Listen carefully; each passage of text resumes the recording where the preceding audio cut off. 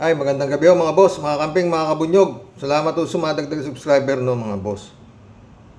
Nakakita ko lang ho ito. Ito palang si Bongo ano rin to. Baka mahirap din pala ito. Oo, pakinggan natin. Tama, pag paborito nila, andyan agad. Ito pamagat na ito Mukhang pabor kay Bongo itong ano na to. Itong vlog na to. Itong TikTok, parang TikTok May pera niyo ba yan? Kayo ma'am, Yusek, pera niyo ba yan? Secretary, Yusek, pera niyo yan? Mr. Chair, we don't treat it as our money. We know it's people's money that we're Patagal. Mr. Chair, Madam Chair, if you can recall in the August yung Because of politics. Because of politics. Hindi naman ako kalaban ninyo Huwag niyo dama yung mga mahirap. Magmamakaawa yung Pilipino sa tulong na 3,000. AIX nga yan, di ba? Assistance in Crisis at Situation. Ibalik sa tao yan. Hindi atin yan. Para sa mga mahirap yan. Balik nyo sa kanila. Sir, Ang nangyayari ngayon, sasabihin nyo, walang pera. Walang cash. Sa lahat na nakikinig na DSW Regional Director. Yun naman ang uniform answer niyo, di ba? Walang cash. Hindi pa na-release. Pero pag paborito ninyo, ang politiko, uy, pera niyo. Bongo naman. Parang bago ka ng bago. Di ba ganun din kayo? Lahat ng grasya nung panahon ng amo mo di ba? 51 billion kay Pulong. Sara Duterte, ilan? 420 million ba yun? 460 million, confidential fund. 4 na taon, billion din. May nangyari ba? Tsaka ito, mga pre. Itong si Bongo, at saka yung kawawa talaga yung mahihirap, mga pre. Gamit na gamit ng politiko pagdating sa eleksyon. Tignan niyo yung namigay ng ayuda si Duterte sa Davao. 50 milyon pala yun. 3 kilometro ang pinilahan nila. Ang nakuha lang ayon sa balita 150 ang pera. May konting bigas. Mantakin mo mga pre, dilata. Kita niyo naman bit-bit ng mga pobreng alam niyo sa totoo lang ito palang Davao, napakayaman. Napakayaman din nila sa mga mahihirap, no? At meron din sila doon mga squatter. City po yan, city. At yun nga, ayon sa talagang napaka-unlad ng bayan na yan. At wala raw utang. Sabi, pag utang pa kayo, talagang putris naman. Sa laki ng mga 51 billion, whatsoever. Mga boss. Eto. Napanood ko na ito Ganito kayaman din ang Davao, sa mahihirap. Natin ang Davao City. Laging piniplex ng mga BB sheets na ang Davao City daw ay napakaganda, kesyo malinis, at panay nga ginagawa nila, kinukumpara nila ang Davao, tapos Tacloban, pati yung mga public market. Palagi nilang piniplex na maganda daw, malinis ang Davao. Minsan nga, papakita pa nila nasa Davao daw, wala daw mga kable na dikit-dikit at sali-salibat. Pero guys, para namang hindi natin alam na meron namang mga lugar sa Davao na sali-salibat din ang mga kable. Ibig sabihin, pinipili lang nila yung mga lugar na kanilang pinapakita.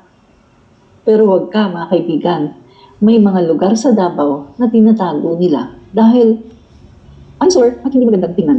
Lalo-lalo na, ito ay magiging kasiraan nila. Kasi biruin mo guys, sila na halos ang humawak sa Davao City. Diba? So mga kaibigan, tingnan natin ngayon kung ano yung sinasabi ko. Tingnan niyo ito mga kaibigan. Ito lang naman ay isang slum area na hindi nila pinapakita. Tingnan natin. So yan po. Yan ay 4 na kilometro na slum area. Legit, mga kaibigan. Davao City. 4 na kilometro yan. Tingnan nyo, ang daming basura, di ba? Daming basura. At yung mga bahay, kita nyo naman, halos parang matutumba na, di ba? Parang babagsak. Yan ang looban. So yan, tingnan niyo mga kaibigan.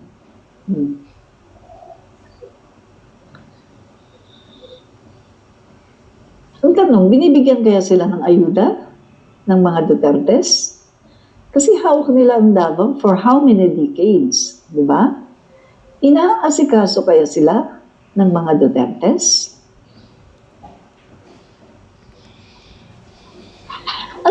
Pag Pasko, inaasikaso sila ng Duterte. Tsaka pag eleksyon, sigurado yan, mga boss. 4 na kilometro, squatter, ha? Sa totoo lang, mga friend, dumating ako sa Isabela, 1982. Hanggang sa mga oras na to, no?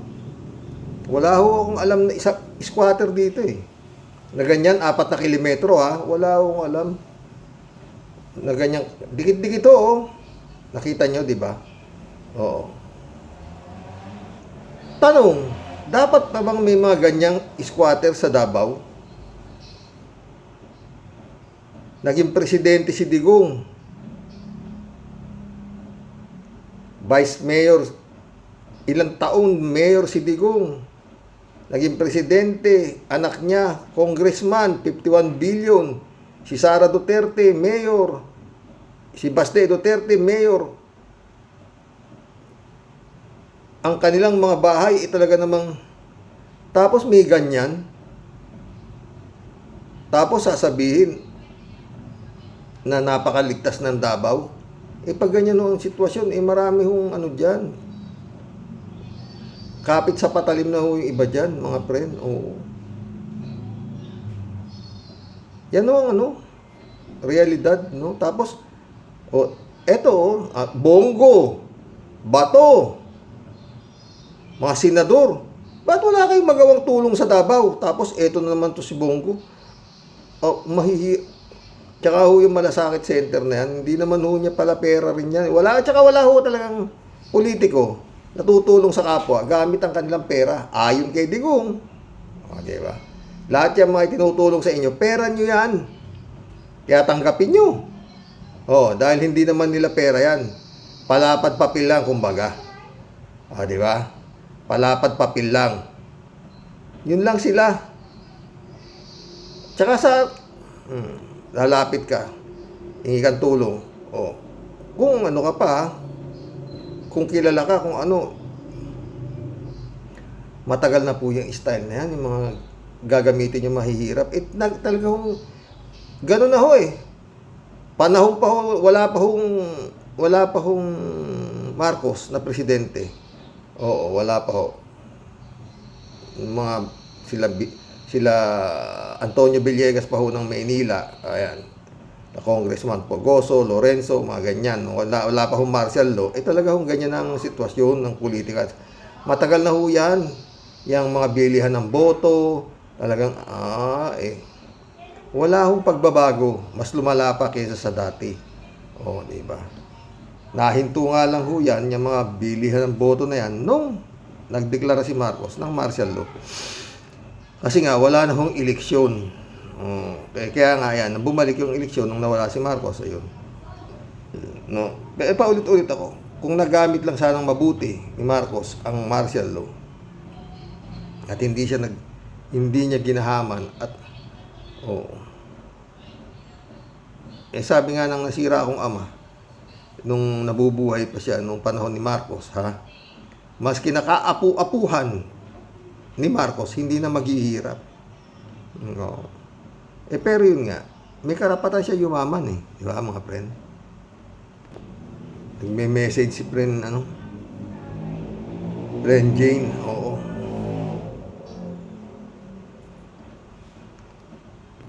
Kasi nga po, yung aking ama, malapit po sa mayor ng Manila, kay Antonio Villegas, sa mga konsehales, pati nga ho mga congressman, senador. Kasi nga po yung tatay ko, masyadong mga kakaibigan.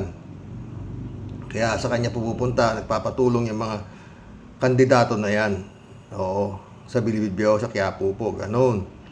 Oo, kaya nga yung tatay ko, kako, kung nagmahal sa pera, di sana napakayaman namin. Kaso nga kala niya hindi na matatapos biglang dumating yung martial law. Wala na siyang, wala na. Pero yun nga, nasa gobyerno siya. General foreman siya, oo. Pero talagang nagsawa rin naman siya sa ganda ng buhay. Yun nga lang, hindi naging matalino sa pera. Oo, yun lang po yun. Balik na ho tayo dito kay Bongo. Oo, dito sa ito mga politiko, talagang matatalino sila sa pera, no? Mga boss. Takin mo, may ganyang 4 na kilometrong squatter. Pumipila ang mga tao halaga 150 pesos, tapos may gift certificate daw, tapos dilatang kaprasong bigas. Putik yan. Doon na natulog para mauna sila sa pila. Tapos dumating yung Sara Duterte, alas 11 na ng hapon.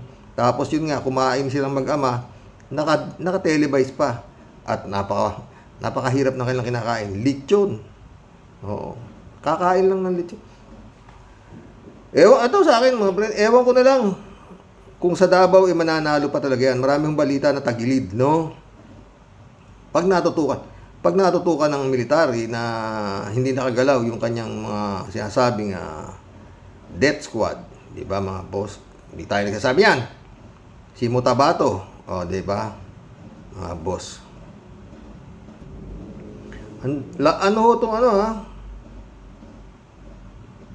Vlog po ni Atty. Claire Castro. Napanood niyo po ba? Erwin Tulfo, todo murahin ang mga Pinoy. Hinayupak ka, hindi ka pala Pinoy. A.K.A. Eric Sylvester Tulfo. Erwin Tulfo, lakas magmura sa Pinoy public servant. Hindi ka naman Pinoy. Number 1, yan, sa senador. Oo. Yan pa ho ang isang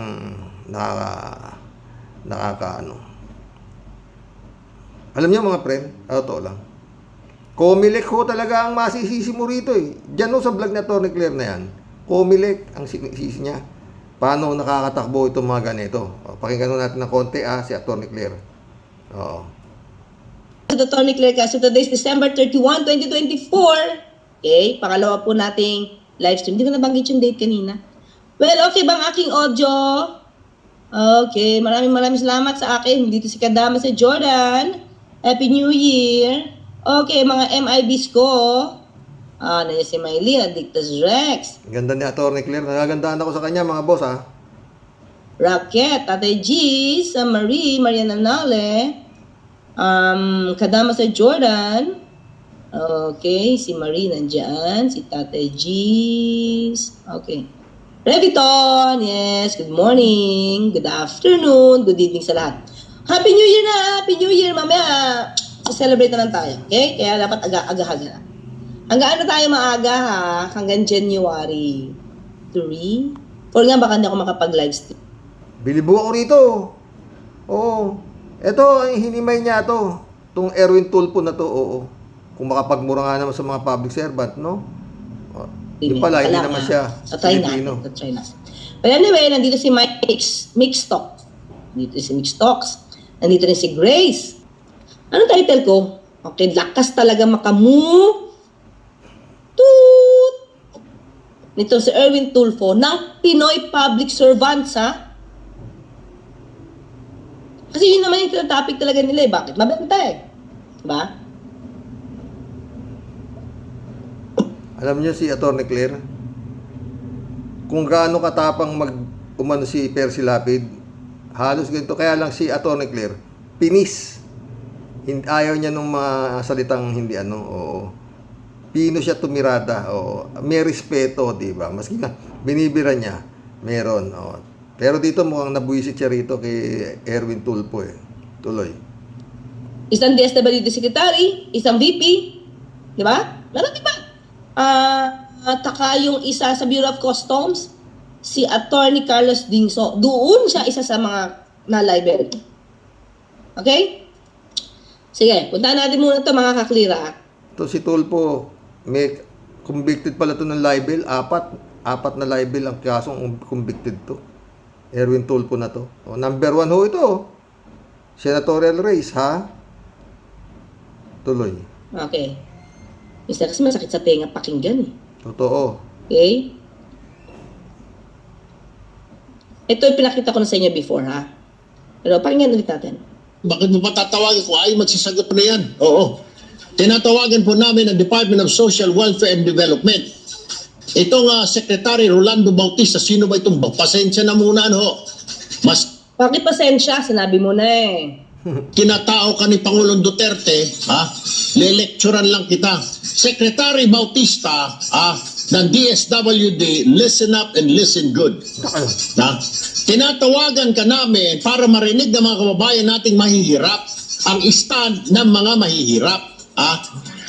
Hindi yung sasabihan mo kami na sumulat mo na kayo 5 days. 5 days before. Talagang gamit na gamit nila, mahihirap eh, no? Si Bongo, mahihirap din.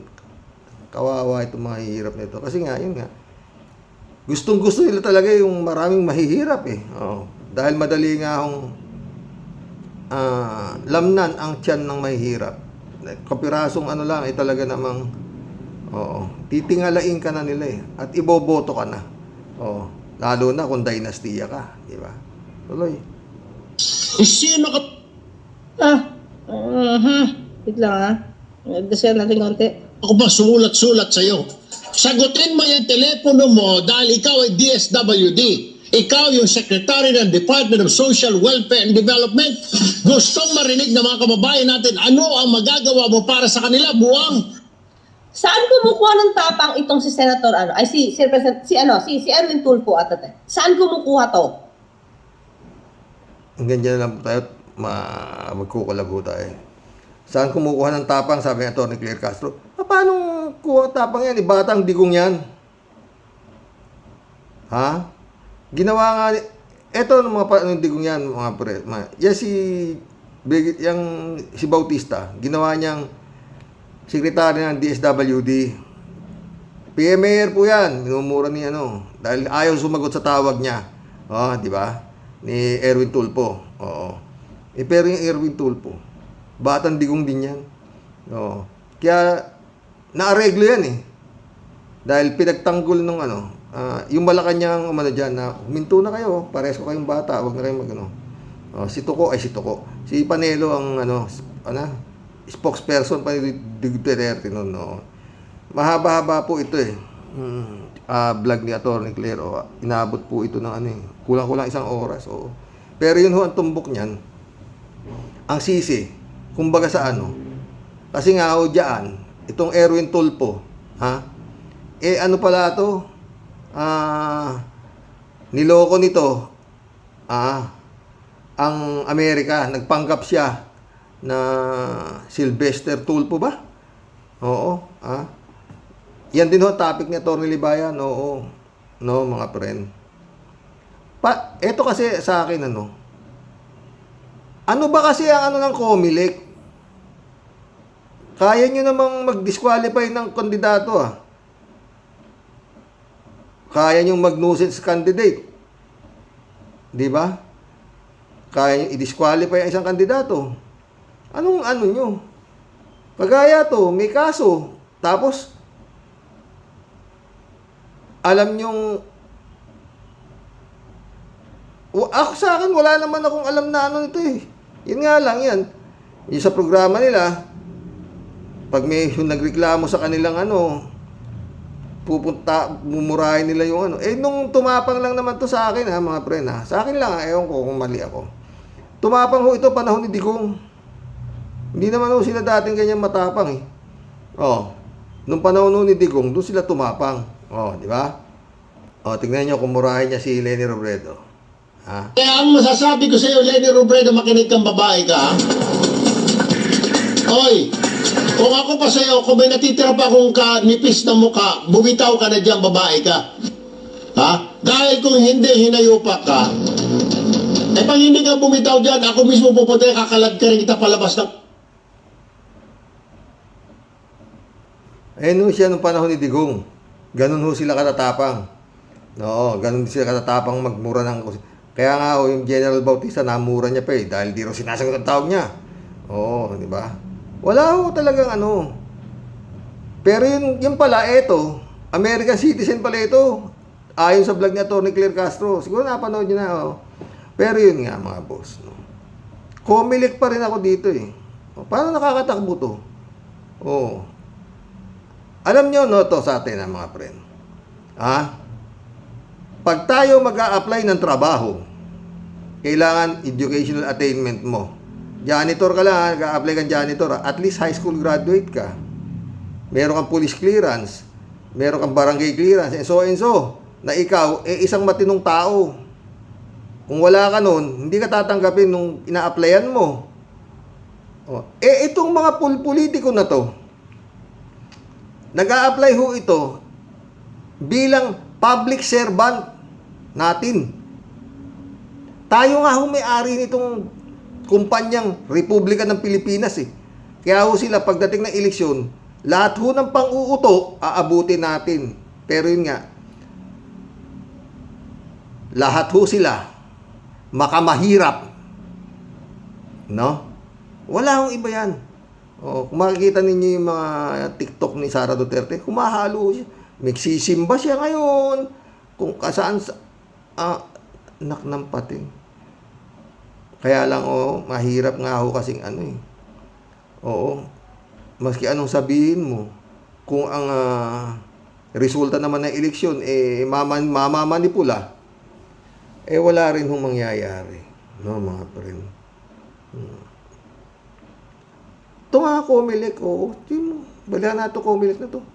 Yun lang yung Digamo, yung Roel Digamo, governor, napatay. Bakit napatay? Comelec may kasalanan dun eh. May tumakbuhong kapangalan ng gobernador, Roel Digamo rin mismo. Ang pagkaiba lang ng pangalan, yung Roel, yun nung isa, Roel. Binayagan nung tumakbo ng Comelec. Nanalo yung Tebes. Nagreklamo yung gobernador. Dahil nga, yung pala dati nang nagrereklamo yung gobernador doon sa kanyang kapangalan. Bakit may kapangalan? Ewan ko kung nahuli na yung kapangalan, kung ano na nangyari doon sa kapangalan. Ayon noon sa balita noon, wala akong kapasidad para mangampanya yung tumakbong Roel Digamo, kapangalan nung gobernador na niratrat. Sino may pakana nun? Alangan namang hindi alam ng Comelec yun. Kitang-kita yun ba? Siyempre, tsaka dapat ang Comelec nung mga friend, meron sila talagang magtatanong sila, gobernador ang tinatakbo mo, parehas na parehas ka ng pangalan ng gobernador. Siyempre, sisinuhin mo yun. Yun lang naman trabaho eh. Marami naman silang mga na matagal bago nila sinusuyod nila, 'di ba mga boss? Sinusuyod nila yung mga kandidato kung anong kapasidad pa, 'di ba? Tingnan ka, marami hong natanggal ngayon, 'di ba?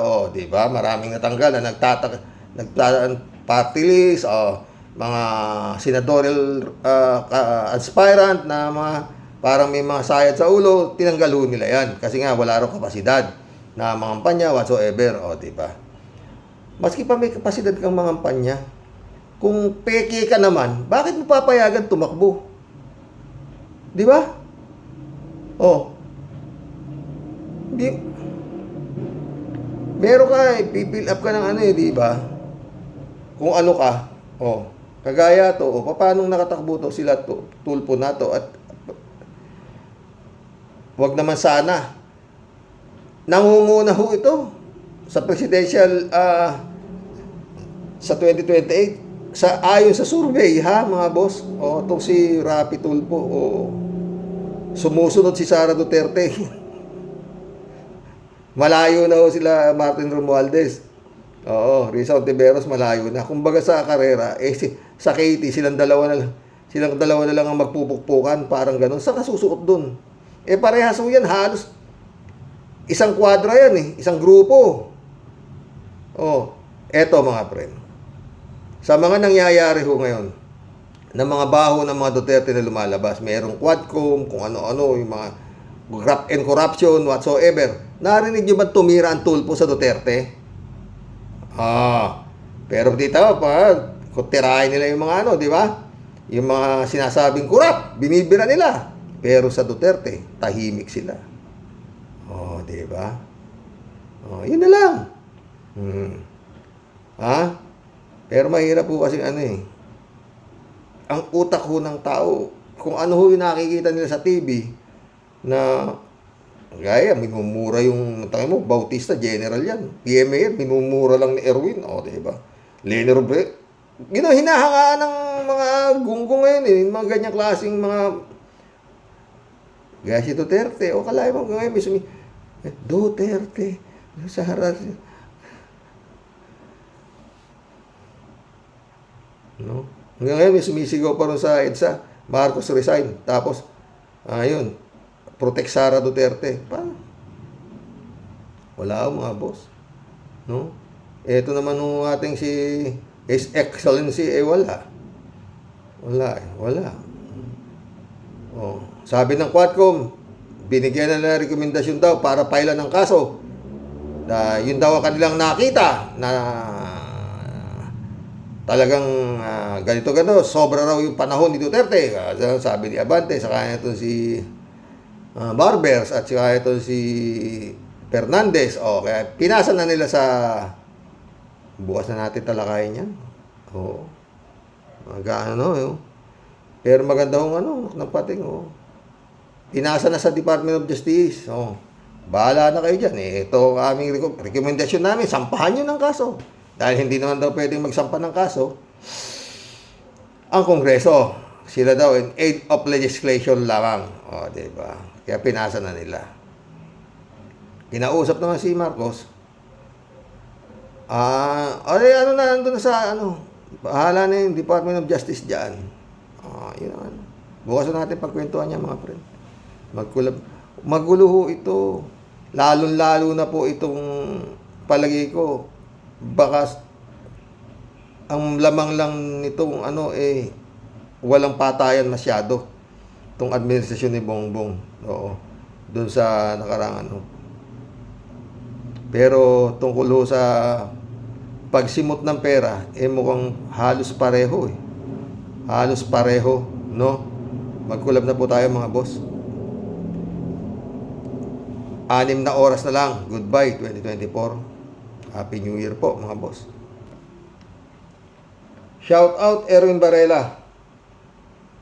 Happy New Year mga friend ha. Road to 24K subscriber. Okay na yan friend. Michelle Edwin, my friend, shout out. Happy New Year, everyone. All the best to us all. First comment yata ako. Sumagot si Kalat ni Rite. You are number 1. A blessed and a bright New Year to you. Sabi. Sumagot si Kalat, si Michelle. Thank you very much, sweet one. All the best as well for you and your loved ones this New Year. God bless. Grupo natin mga friend di ba? Walang tanga. Ayaw kong mag-live Noon nagla-live ako pero yun nga, daming tangang pumapasok. Nakakasira ng diskarte. Jojo Desierto. Jojo Diestro pala. Buwang yang klaseng BP ng Davao. Hindi lang siya. Halos yung buong pamilya niya, halos puro may sapak Kibuloy. Comelec, kalahin mo na pa. Anak ng pating, kalahin ninyo pinatakbo yung si Kibuloy. Wala ba kayong, hindi nyo ba inisip na may sayad sa ulo yung si Kibuloy? Tambak ang kaso. Most wanted pa ng FBI. Como hindi pa proven guilty, pinatakbo nyo. Paano kung naging guilty? Ano ngayon? Sana nag-iisip naman kayo ng ganun. Dapat talaga mga friend. No, itong Comelec, yan ang trabaho. Pag nalaman nilang may kaso, hindi na nila tatanggapin ng certificate of candidacy maski hindi pa nagigilty. Kasi may kaso Ganun lang sana kasimple, hindi ko kailangan pang masintensyahan bago nila kung naging guilty. Nanalo. Ano gagawin nyo ngayon? Ang sentensya life imprisonment. Putik, ang dami, abogado yung sa Comelec, yung mga dyan Tapos, ay naku, Di ba mga friend? Oh, paano kung nanalo si Kibuloy? Tapos, ang sentensya sa kanya life imprisonment. Sentensya kay Kibuloy, kung tutusin mo, baka pwede, bita yan, pag naging guilty yan eh. Oh, di ba? Oh. Di ba? Para sa akin ha, mga friend ha, pag may kaso ang isang kandidato, maski na hindi pa napuproven guilty, ano na, huwag niyo na patakbuhin. Oh, paano nga ako naging guilty? Oh. Ewan ko sa inyo. Librado Ludovico, shout out. Blessed Monday morning, Karox, and to all warriors watching from Edmonton, Alberta, Canada. God bless. Stay safe and healthy. Tama yung sinasabi ni Noel Duterte, pang mayor ka lang. Maski nga mayor, hindi pwede. Oh. Yun lang Davao, mga friend, ha? Oh. Presidente si Digong, Vice President si Sara, naging mayor, si Bato, si putik yan, oo. Hanggang ngayon, 4 na kilometro, squatter. Yun hong nagbabalitang babae. Taga Davao din po yun. Oo. Kaya, ang maunlad lang sa Davao, yung kingdom ni Kibulog. Rodelio Alpilor, shout out. Kalat ni Baya, shout out Hello po, Sir Rox. Oo. Oo nga po, sir. Talagang malaki ang sayad talaga. Kakatakot talaga. Pag yan di natanggal. Maligayang at masaganang bagong taon sa ating lahat. Stay healthy and stay safe. And your family, God bless us all po. God bless, Rodelio Alpilor. Good evening, Kasani. Wala nang patumpik-tumpik. Hambalusin mo silang batuta, Kasani. God bless your family. God bless, Kalat ni Placido Silva, shout out Sa daming pulpul dito, sa daming bopol dito sa Pinas, akalain mong yung ganitong ugali ng lingkod bayan ay nananalo pa sa eleksyon. Sobrang daming tanga dito sa Pinas. Kaya wala nang pag-asang umangat itong Pinas sa kahirapan eh. Tama ka dyan, Placido. Kaya kung saan ka man nandun, stay ka na dyan.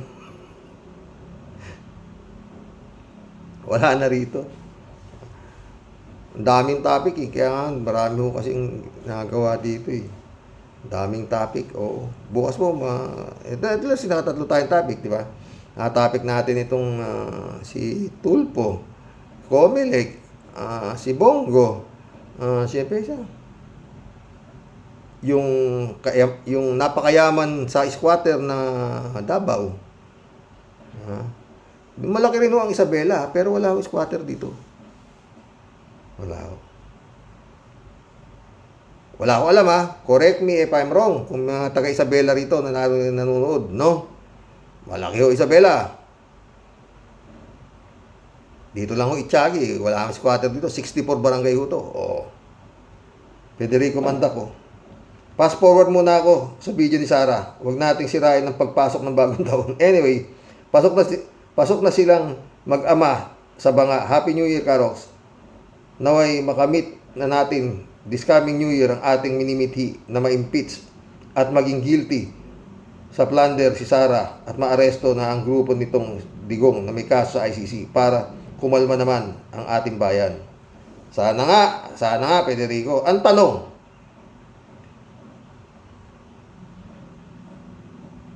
palagi ko kayang arestuhin. Si Kibulog nga, na-aresto eh. Parang si Kibulog, ganun na rin ang mangyayari sa Davao kung sakasakaling lalaban si Digong. Di ba? Pero kung dito maa-aresto si Digong, dito siya makukulong, papa-aresto yan. Baka yun na nga lang kulang dito para, ICC, inaresto namin, nakakulong, kinasuhan na namin, tayo ito na kayo. Parang gano'n parang, sana mali ako. Baka yun ang gusto naman ni Duterte. Dito ako makukulong. Ayoko doon sa mga puti. Di ba? Sa lahat ng kriminal, ito namimili kung saan pa siya gusto makakulong. Parang si Saddam Hussein. Ginitay si Saddam di ba? Kasani, narinig mo yan? Ban muna si Sweetheart Sara. sa channel natin baka makagulo at magkabuhol-buhol na parang bulbol ang mga buhay natin nitong parating na bagong taon. Maawa ka please, mag-ibang topic muna tayo. Kaya nga hindi ko na ginamit eh. Di ba?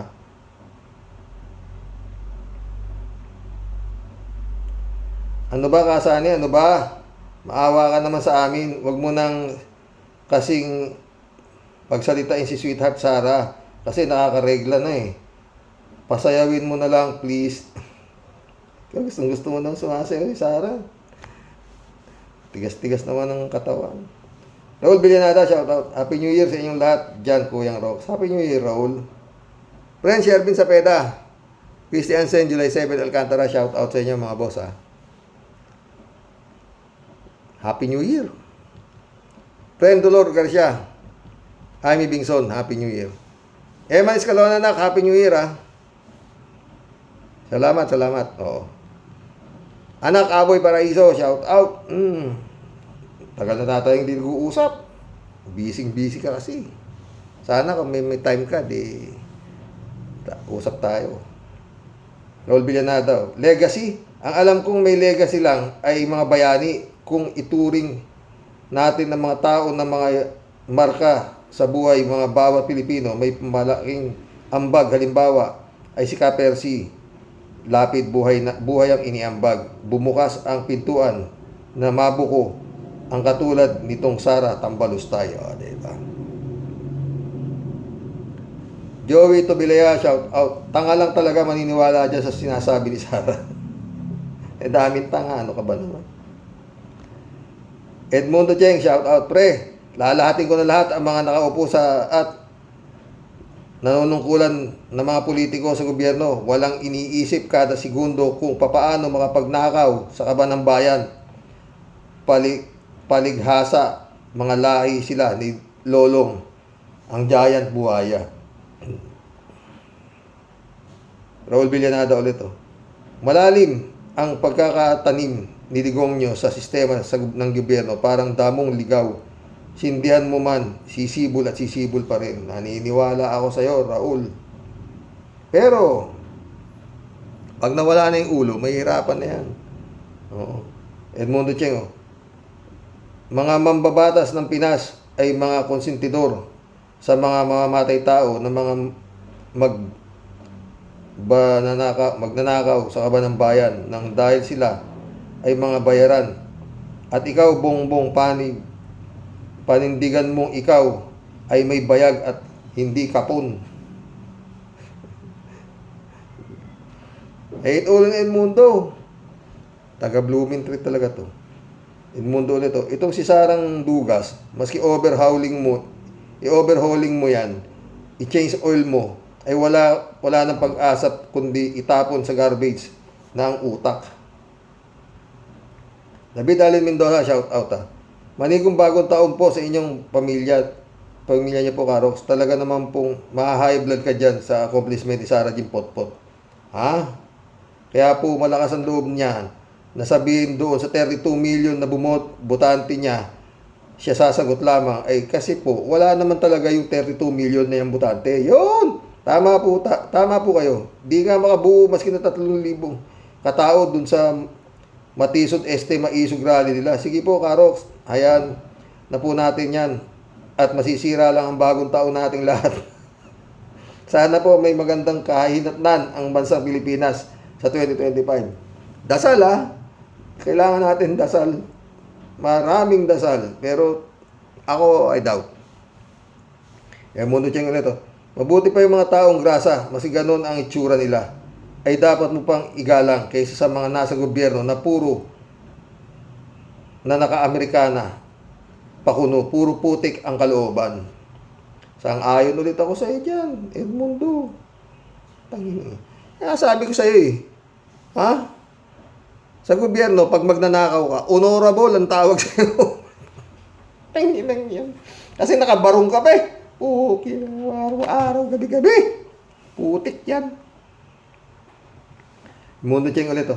Anong panalo ng mga Best Actress sa Pamas Award sa mga tauhan ni Sarang magnanakaw? At kung may plano kang pumatay, hindi ka maingay. Gawa-gawa lang ng taong mga malaking sayad sa utak. Hindi. Ako iba, pick up ko yung mundo eh. Kaya niya sinabi yan, meron na siyang depensa eh, di ba? Pag napatay yung Marcos at buhay siya, hindi ako yan.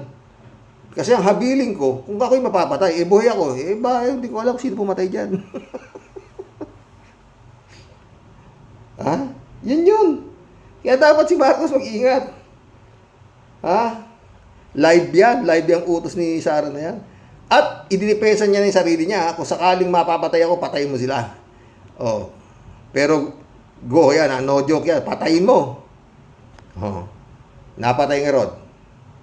Oh, eh buhay si Sara. Presidente si Sara. Wala akong alam dyan na buhay ako eh. Ang habiling ko, pag ako napatay, saka siya papatayin. O, diba? Eh, buhay ako. Malay ko si pumatay dyan. Maraming may galit dyan. O. Diba? Elizabeth Iscare, Happy New Year, Sir Rox. Ay, nako. Itong si Sara. Bakit ba naging vice presidente ito? Ang dami kasing mga bugok na Pinoy na di na nag-iisip para sa bayan. Kakabuisit ang ugali, parang babaeng grasa. At walang ka-manners-manners, ang sarap sipain. Ang yabang ng dating siga-siga gangster. Hay, naku, yun nga, mafia sila eh. Mundo Cheng ulit oh. Buti pa yung bigas, ha? Buti pa yung bias o buto ng baka, may utak, kaysa kay Sarang Baliw.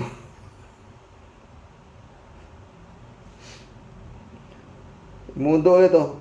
Wala ka nang dapat pang pagkatiwalaan sa mga mangbabata sa gobyerno. Lahat mukhang pera. Sumagot si Kalat niyo. Exactamente. Kastila yan ha. Ha? Yung mundo ulit oh. Maniniwala lang ako sa ICC kapag napahuli na nila sa Interpol si Digong. Yun! Hindi rin. Maniniwala lang din ako dito sa Quadcom na to. Pag nasampahan na nila ng kaso at naaresto dito sa Pilipinas si Digong. Pero kailangan makita natin paano mangyayari dyan. O sakali ma-aresto rito. Hospital arrest, house arrest, o ano, saan mo na yan? Puta yan. Masyadong halatang halata, hindi ganun katanga ICC. Para hindi nila malaman na kaya kayo nag-iimbestiga rito, para maligtas si Duterte sa ICC. No? Elizabeth Iscarel ito. Akala talaga ni Sara na ito, lahat ng tao gusto siya. Naku, at ito namang mga senador na at yung congressman dyan, kitang-kita na malaking takot sa mga Duterte. Kasi baka nga naman sila ang susunod na ipa-EGK. Oo nga naman, kahit sino matatakot sa lahi nila. Mismong si BBM nga takot sa kanila. O diba? Elizabeth Iscarel ito. Sana si Rox, sa bagong taon darating, mawala ng salot sa ating lipunan. At yan ang pinakawis ko sa kanila. At mabigyan ng hustisya ang pamilya na pinagpapatay nila nang dahil kung sa war on drugs niyan. Ang mga ni-rape ng isang peking pastor na yan. At sigurado ako tatahimik na ang ating bansa. At hindi nga pala pwede kasi andyan pa din ang ibang alipores ni Satanas na nasa gobyerno. Totoo yan, Elizabeth. Comelec, yung Comelec, grabe, no? Kaya pinatakbo mo si Kibaliw. Mismong si General Malbirna nagsabi, pedophilia yan. 12-13 ang binabanatan. Hindi kaya naanggihan kayo ng 12-13. Tatanong lang ha, baka ha. Raul Villanado.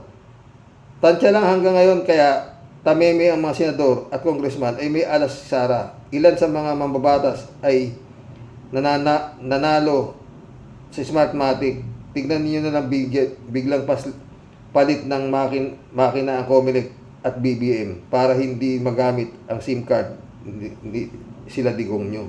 No? Travis Herrera, shout out. Joel Molina, shout out ha. Karox, kung may naniniwala pa sa mga Duterte, may tama na rin sa pag-iisip. Ang dami. Jan Dimango, shout out ha. Uy, salamat Jan oh. May pamasko sa pambagong taon si Jan. Salamat. Sabi niya, pasensya na ka, Rox, kasi mahaba itong post ko and I'm not expecting you to read it publicly. This just my opinion and all based on facts and experience. Oo. Nabasa ko, friend. Oo. Babalikan natin yan. Baka sakaling may oras pa. Nabasa ko dyan, nabasa ko. Oo. Ang buod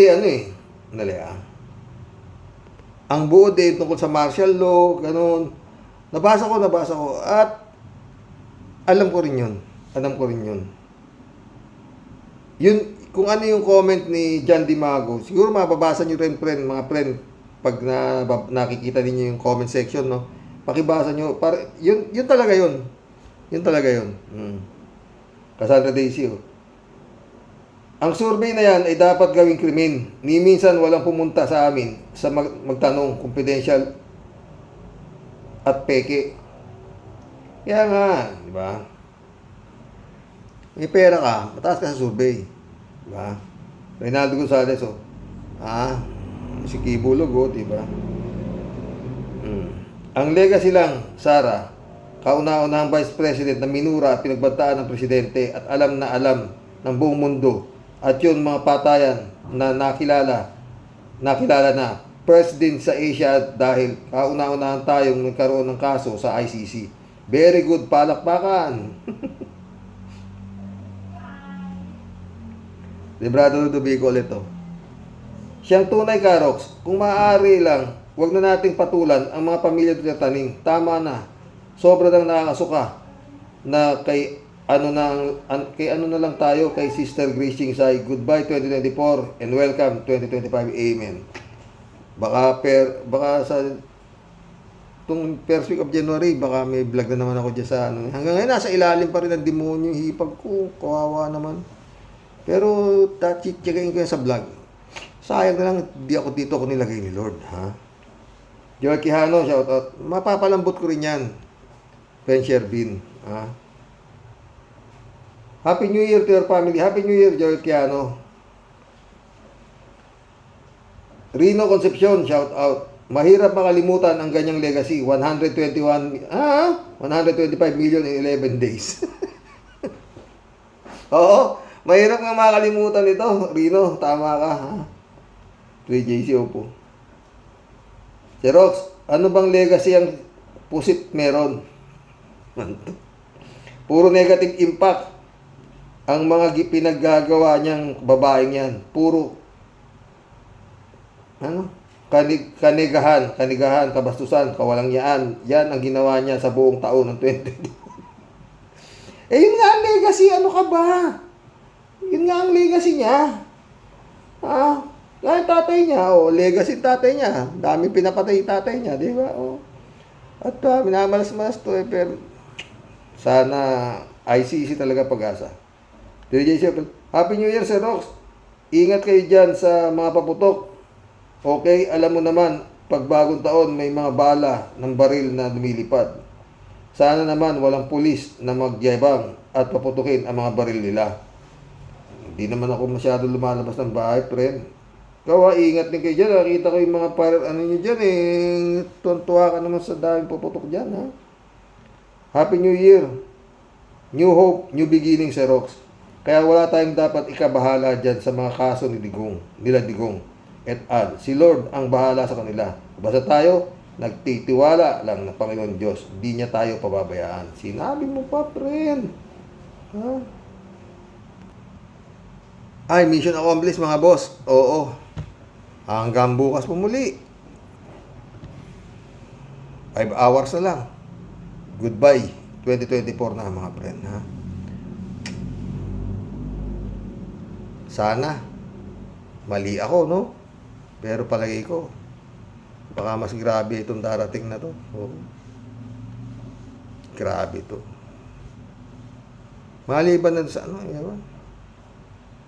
Dasal. Kailangan natin, mga boss.